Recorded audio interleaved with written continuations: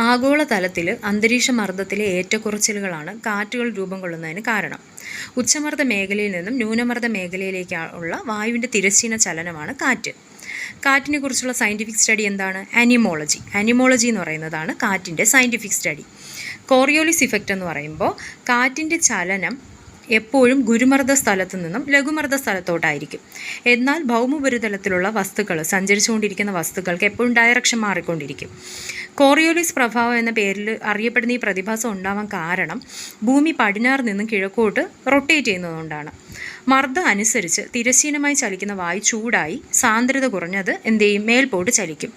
ഈ ഒരു അന്തരീക്ഷ വായുവിൻ്റെ ചലനാത്മകതയുടെ പരിണിത ഫലമാണ് ഭൂമിയിൽ ഗുരുമർദ്ദവും ലഘുമർദ്ദവും ഇടവിട്ട് വരുന്ന അന്തരീക്ഷ മർദ്ദ വലയം, അതായത് പ്രഷർ ബെൽറ്റ്.